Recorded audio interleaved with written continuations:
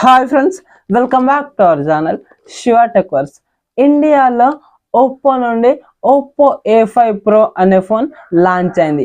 అసలు ఓప్పోకి ఈ ఫోన్ని ఎందుకు తీసుకొచ్చిందో కూడా నాకైతే అర్థం కావట్లేదు. ఇది అసలు ఎందుకు తీసుకురావాలనిపించిందో. ఈ బడ్జెట్ మాత్రం చాలా ఎక్కువగా పెట్టారు.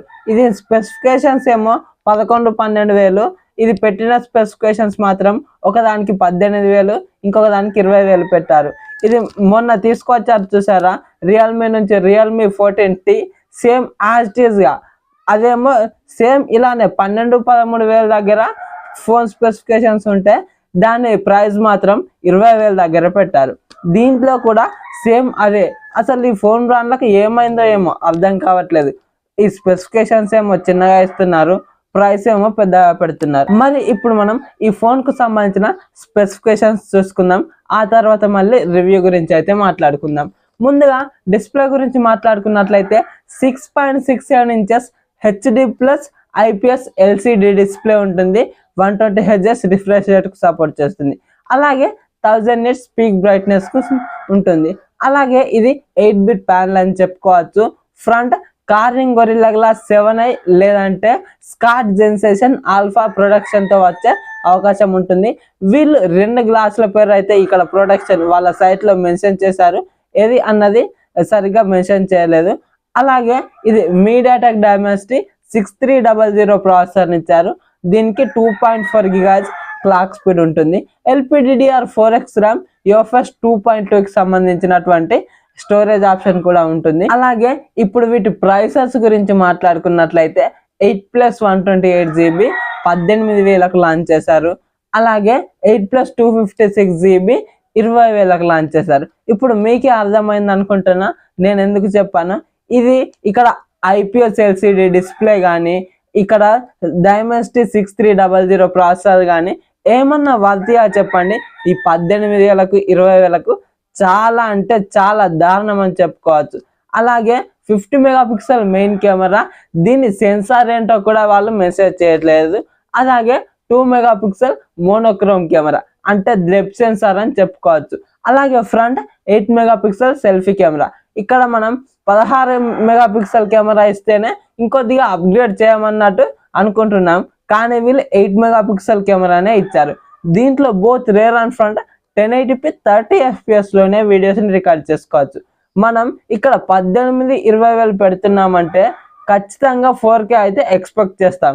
అసలు వీళ్ళు కెమెరా సెన్సారే మెన్షన్ చేయట్లేదు. అలాగే దీంట్లో 4K ఆప్షన్ కానీ 2K ఆప్షన్ కానీ ఏది లేదు. ఫ్రంట్ రేర్ మనకు 1080p లోనే వీడియోస్ని రికార్డ్ చేసే అవకాశం ఉంటుంది. ఇక్కడ అసలు ఆ సెన్సార్ ఏంటో తెలియదు, అది కెమెరా ఎలా పర్ఫామ్ చేస్తుంది మీ ఊరికే వదిలేస్తున్నాను. దీంట్లో 5800 mAh బ్యాటరీ ఉంటుంది. 45 watts ఫాస్ట్ ఛార్జింగ్ కు సపోర్ట్ చేస్తుంది. బ్యాటరీ అయితే ఓకే, బట్ బ్యాటరీ కోసమే తీసుకోలేం కదా. దీంట్లో డ్యూయల్ స్టీరియో స్పీకర్స్ ఉంటాయి. అలాగే దీనికి DTS సౌండ్, డాల్బీ అట్మాస్ ఇటువంటివి అయితే ఏముండవు. అలాగే Wi-Fi 5 బ్లూటూత్ 5.3 వర్షన్తోనే వస్తుంది. ఇక్కడ వీళ్ళు లేటెస్ట్ జనరేషన్ కూడా ఇవ్వలేదు, ఈ బ్లూటూత్ కానీ వైఫై కానీ. అలాగే side mounted finger print censor ఇస్తున్నారు. చూడండి, ఈ 18,000లో ఈ side mounted finger print censor మనకు ఎందుకు చెప్పండి. In display finger print censor ఇస్తే ఏమవుతుంది. అలాగే 360 degrees ఆర్మర్ బాడీ ప్రొటెక్షన్ ఇస్తున్నారు, ఇది ఓకే. అలాగే దీంట్లో IP68 అండ్ IP69 రేటింగ్స్ ఉంటాయి, ఇది కూడా ఓకే.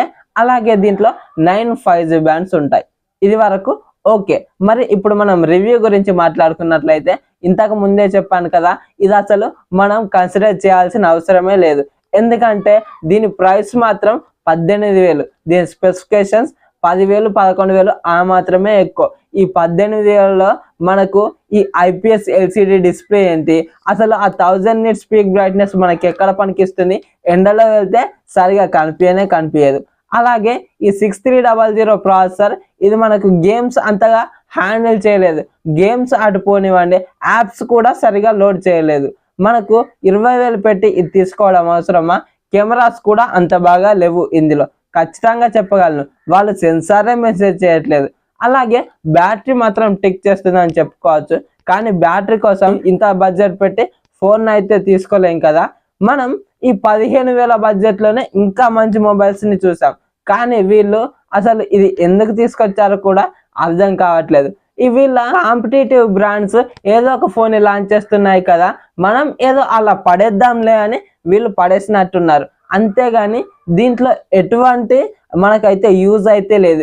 ఈ ఫోన్ లాంచ్ చేయడం వల్ల వాళ్ళకు ఎటువంటి యూజ్ లేదు, మనకు ఎటువంటి యూజ్ లేదు. ఎందుకంటే ఇది అసలు ఎవరు కూడా కొనరు. ఎందుకంటే గంట ప్రైస్ పెట్టి ఈ చిన్నపాటి 10,000 11,000 వచ్చే స్పెసిఫికేషన్స్ ఫోన్స్ ఎవరు కొంటారు? ఇంకా వాటిలోనే నయం ఆ 10-11,000లో కూడా చాలా మంచి మొబైల్స్ ఉన్నాయి, వాటిని తీసుకున్నా కూడా చాలా బాగుంటుంది. మరి మీకు అర్థమైంది అనుకుంటున్నాను.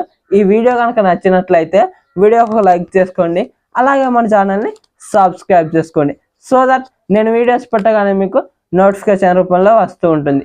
Thank you so much for watching and bye bye now.